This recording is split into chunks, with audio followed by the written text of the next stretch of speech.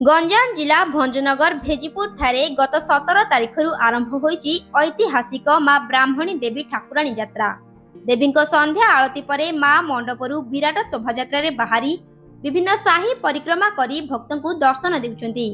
सेहीपरि भेजीपुर शिव मंदिर निकट मुक्ताकाश रंगमंच रे प्रतिदिन संध्यारे स्थानीय कलाकारों नहीं आयोजित सांस्कृतिक कार्यक्रम दर्शकों बेस मन मोहुची। उपभोग करने विलंबित राति पर्यंत लोकों भीड़ लगी रही। रविवार संध्यारे भंजनगर सहरर अग्रणी नृत्यानुष्ठान यूनिक डांस एकाडेमी द्वारा नृत्य परिवेशन करा। सब जूनियर छात्र छात्री आरंभ करी सीनियर पिला माने आधुनिक संबलपुरी ओडिया हिंदी तेलुगु गीत रे जबरदस्त डांस और स्टंट प्रदर्शन करथिले। कोच मास्टर पिंटू को स्मार्टर रेस्टोरेंट और अन्य व्यक्ति पक्षरु संबर्धित करा।